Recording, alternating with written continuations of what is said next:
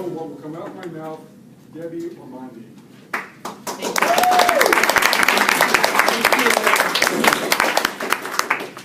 Thank you, fellow Toastmasters and guests. It's so great to be here. You know, I was in the security business for about 34 years, and I decided with some help to leave my job and go into ministry full-time in the prisons. And it was really interesting because going to prisons, I thought would be an easy thing. I just go walk in and everybody was going to welcome me. But there were a lot to learn. There was a lot of things that I had to learn doing this. And so I began traveling all over the United States. The ministry's been going on for about 4 years now. And so I learned to be able to start talking comfortably in front of people, in front of inmates, and they're giving me that look and going, is she for real or is she not? And I was very comfortable. But one day I got invited to go to Salt Lake City, Utah. And I was going to a women's prison there. And so we got on the flight, flew over there, and it was going to be a great time. It was wonderful. I was looking forward to it. So as me and a friend, I took a friend with me, and she had never gone to jail before. So it's always fun when you take somebody to jail for the first time. And they're going as a guest, not as the inmate.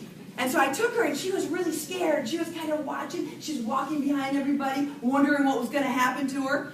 But she went, so she was a good sport.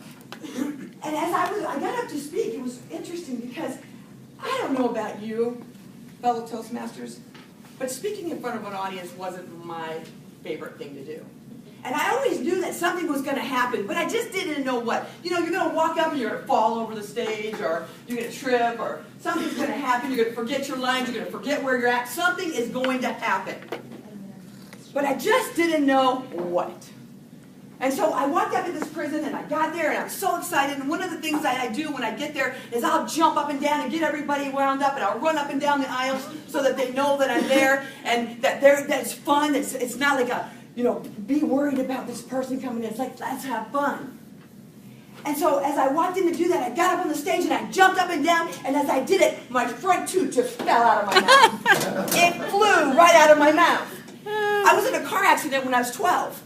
And that tooth has never been out of my mouth since then. But it just, and here's what happened. I'm on the stage and I dive into the prisoners. And I grab my tooth off the ground and I put it in my mouth and I'm trying to hold it in there. And it just keeps falling out. And now I'm in a big predicament. What am I going to do?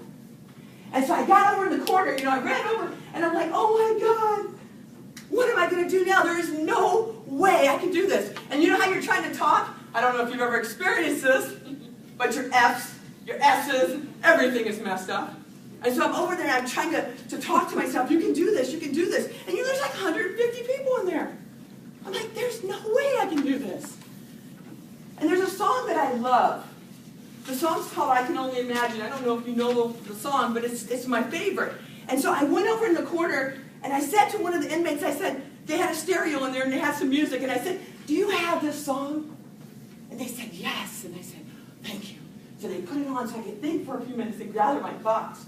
And if you know the song, it says, I can only imagine what it's going to be like when I stand before your face. Will I be able to stand while I fall?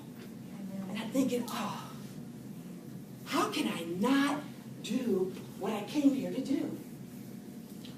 And I'm like, Lord, give me some strength because I don't know how to do this. And so it was great. My friend told me, she goes, I was sitting in the back row going, how is she going to pull this off? There is no way that she's going to be able to do it.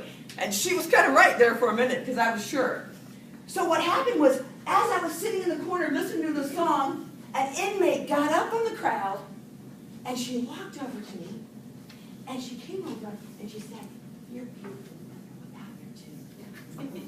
Oh my goodness! Who would expect that would come from an inmate? Who would expect that? I would think I was going there to encourage them, but they were going to encourage me. They were going to teach me to be able to overcome my fear of the worst possible situation. So my question today for you is, what stops you from doing exactly what you're called to do? Is it fear? Is it the fear of the unknown? Is it the fear of losing a front tooth? You probably never thought of that. But when you get up in front of people, told to do that, we need to do it.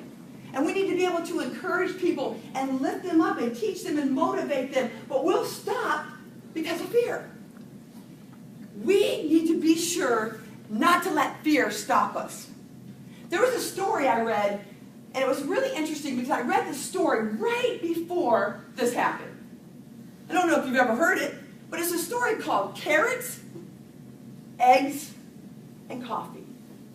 And I said, that's interesting. I started reading it, and it talked about this girl who was having a really big problem. And she was so frustrated. Everything in her world was crazy. And she went to her grandmother's house, and she said, Grandma, I want to give up. I'm tired. I don't want to continue on. And her grandma took her where all grandmas take their kids, into the kitchen. And she got some pots and pans out, and in these pots and pans, she put them on the stove, turned on the stove. The water was boiling. She put in some carrots. She put in some eggs, and she put in some coffee. And she let her granddaughter just continue to talk.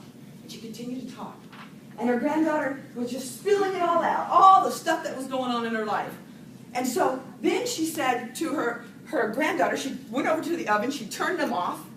She ladled out the coffee. She took a fork and got out the carrots, spooned out the eggs. And she said to her granddaughter, what do you see?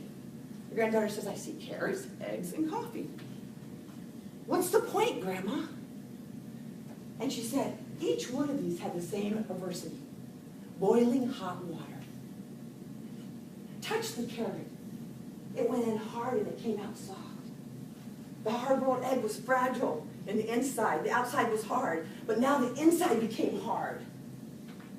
But the coffee changed the water. It changed the water. We need to be atmosphere changers. We should be able to change the room when we walk in.